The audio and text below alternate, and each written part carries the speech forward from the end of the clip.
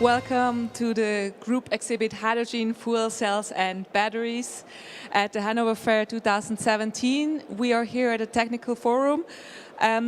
This one is the second presentation regarding fuel cells and their components of today. My name is Muriel Boerkas and I would like to invite Professor Ludger Blum on stage. He's head of solid oxide fuel cell at the Forschungszentrum Jülich GmbH. And he will talk today about reversible solid oxide cell, plant efficient design and operational behavior. Stage is yours. Looking forward to the presentation. Thank you very much for a kind introduction. Good afternoon, ladies and gentlemen. It's my pleasure to give you a brief introduction into our development activities on reversible solid oxide cells at Forschungszentrum Jülich. So you all know there is a time shift between demand and production of electricity when we use quite a high amount of renewable energy systems, and we need some method, some technology to store the energy and to make electricity again out of it. And so the possibility we have is the solid oxide cell, which can operate in both modes. So we can use the same stack, the same system to produce hydrogen and then to produce electricity based on this hydrogen again. So I'd like to give you a short introduction into the characteristics of solid oxide cells, that you know what we are talking about, and then some information about plant design, the plant we have developed in Jülich, and the efficiencies which result in both modes, solid oxide electrolysis and solid oxide fuel cell mode. And we have to switch from one mode to the other, so we have done some dynamic calculations to show how this can work. And I will give you some long-term results in fuel cell mode and in electrolysis mode. So when we look to the standard characteristic of a fuel cell, so we start at the open circuit voltage, which is the Nernst potential. In the case of an SOFC, we can really achieve both at the same time. And when we draw current, voltage goes down and we have a certain operating voltage, maybe 790 millivolt at 500 milliamps. And so this is the electric part we can use out of the energy we put in. And the difference to the thermoneutral voltage is the heat which has to be removed from the stack by cooling. In the case of an EC operation, so electrolysis operation, it's a little bit different. So we apply a voltage which is higher than the Nernst potential, so we draw current in the opposite direction. And as long as we are below the the thermoneutral voltage, we can supply a part of the energy which is in the produced hydrogen by applying some heat, because not all energy is provided by the electric energy we put in. So there's some demand for additional heating.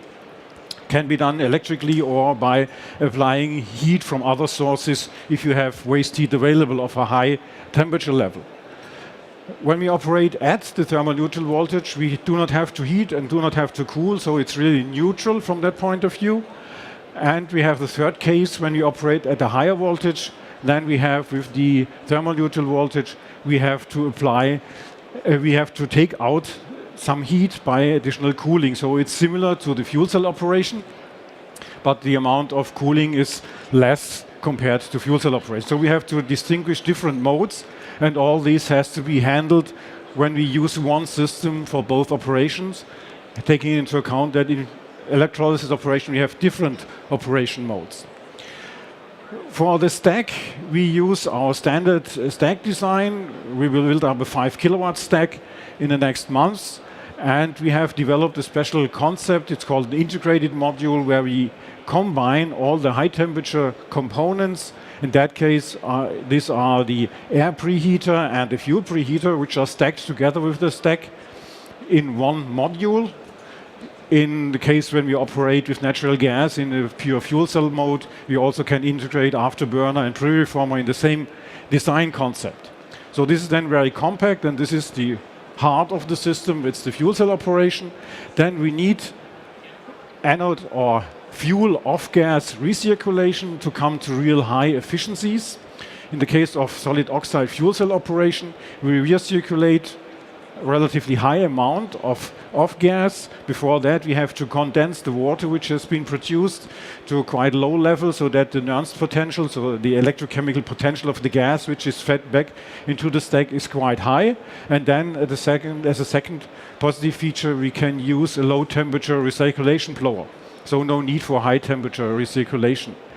In the electrolysis operation, we also have to recirculate, not such a high amount, but we need some hydrogen to avoid damage to the nickel-containing fuel electrode. Therefore, in both cases, we have recirculation.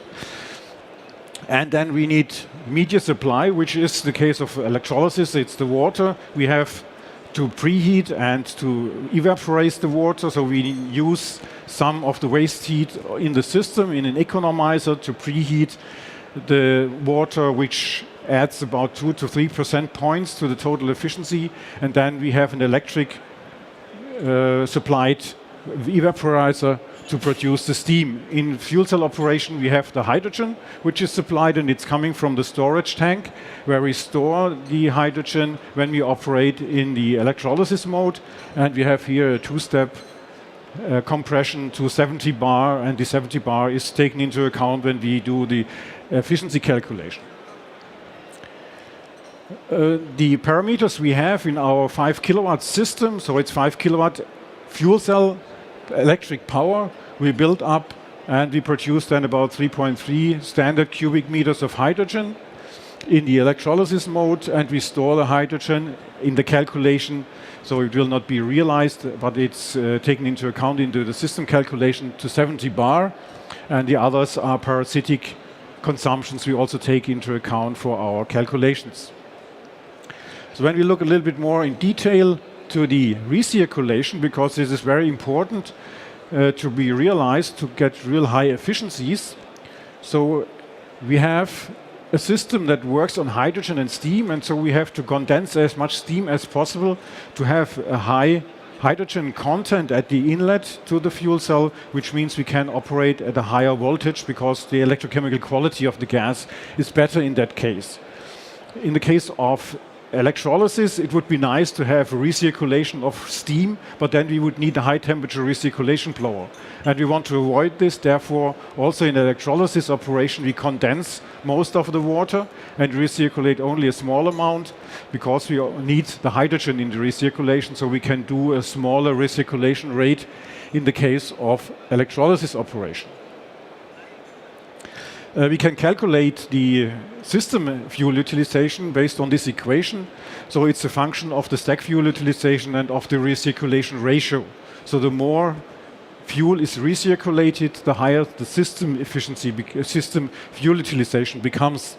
So when we recirculate 99%, which sounds quite high, then we can operate the stack at only 20% fuel utilization, which is very comfortable for the stack because there's low difference between inlet and outlet, low amount of water, and the resulting system fuel utilization is quite high. It's more than 96%. And so we can have a high operating voltage, high system fuel utilization means a high efficiency. When we look to the efficiency, we could operate also in a mode where we use 90% of the fuel directly in the stack. This means we start when we have no recirculation, we have an efficiency of about 55%, and this increases to about 60% when we have a very high recirculation. When we would start with a lower fuel utilization in the stack, in that case it's calculated for 60%.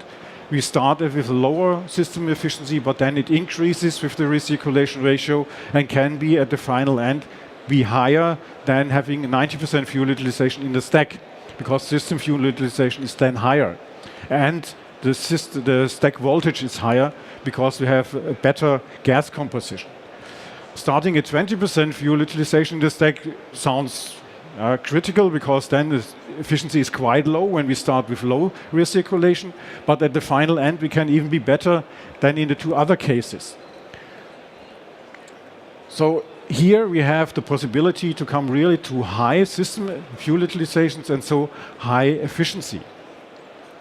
And this ends up with an efficiency, a recirculation ratio of 99%, with an efficiency of 66% in hydrogen operation for a solid oxide fuel cell system, so in fuel cell operation mode. When we operate at 500 milliamps per centimeter square and having a cell voltage in the range of 800 millivolt. When we look to this graph, so we can start with the red line, and the red line represents the cell voltage as a function of the stack fuel utilization.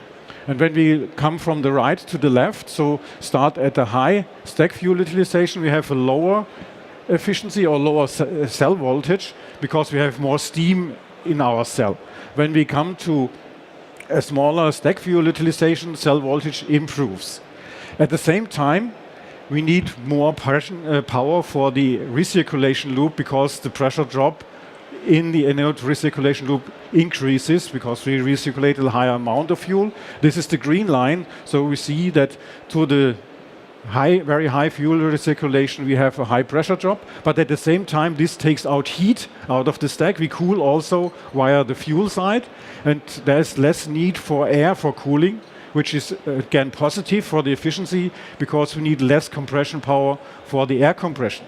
So this is the blue line which drops down towards low stack fuel utilization. And when we take all into account, we see the black line, and the black line means we have a maximum in the efficiency, we have a maximum in the efficiency at about 20% fuel utilization in the stack with a high recirculation ratio. And when we do this, we have this 66% of electric net efficiency, and that's the reason why we intend to do it in that way.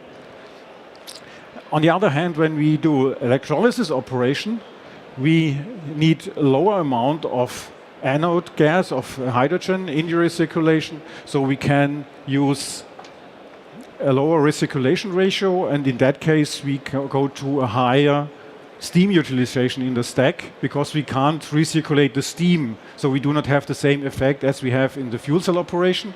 So in electrolysis operation we will operate with a lower recirculation ratio and a higher steam utilization, not to put too much energy in the production of the steam. So in that case we end up with a recirculation ratio of 14%, which is relatively small, to have this 10 to 15% of hydrogen at the stack inlet to avoid damage to the anode, and so we end up with 73.5% related to the lower heating value of system efficiency in the case of electrolysis. And this takes into account the compression of the produced hydrogen to 70 bar. So this is the total system efficiency. Let's now talk a little bit about how to come from the one operation mode to the other. So when we start here with a standard fuel cell operation, having a certain current density and fuel supply, then we increase the water amount to the same level as we have in hydrogen, so 50-50, and then we reduce the current and go to the negative current, so then we have electrolysis, and when we have achieved this we reduce the amount of fuel, and after 4.5 minutes we are in a new status. So that's the input to the calculation. And when we now look what is the result on the cell voltage when we do it in that way, you see the green line, so the voltage drops down a little bit when we increase the water content, means the Nernst potential goes down. And then we increase the voltage, applying a voltage from the outside to go into the electrolysis operation. Then we have a slight change because of the change in the gases, and then it's stable again. There is nearly no effect on the temperature. As you see here, it's more or less stable at 750 degrees. And when we look to the long term on control of this change from one mode to the other, you see that there is a slight change in temperature in the range of less than 20 degrees, and we stabilize within 1 hour. But the change in temperature, the effect on the temperature by changing from one mode to the other is minimal. So it's no problem to operate the stack also from the cell voltage behavior.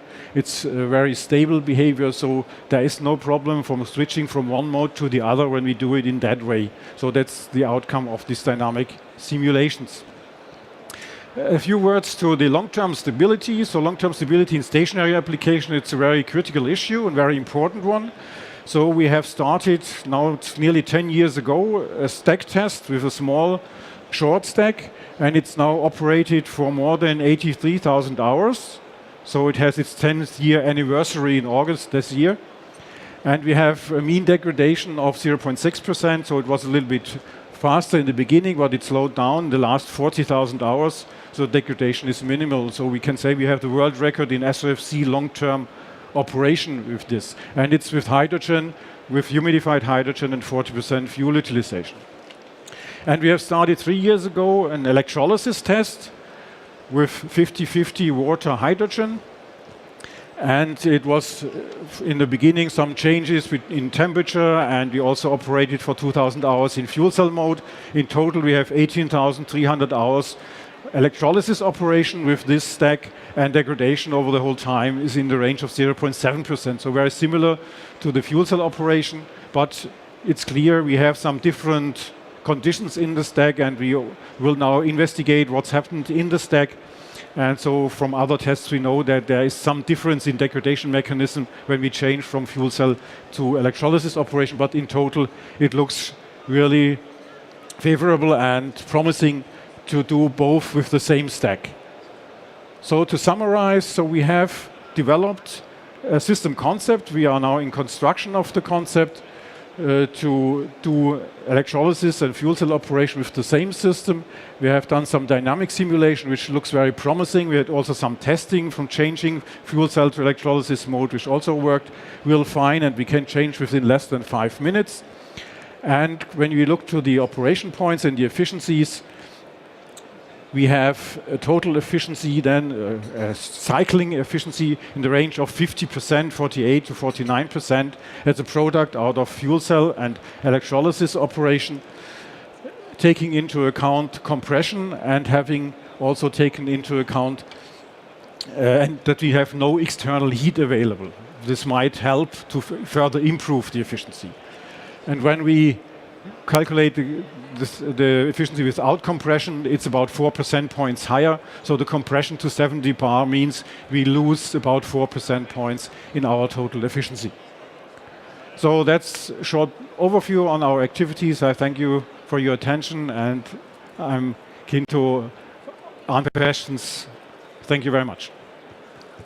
Thank you very much, Professor Blum. Are there any questions right now? Okay, if not, there will be available at the booth D68. Yes. For discussions, for questions later on. So go there and have a look. Thank you one more time for your time and for your presentation.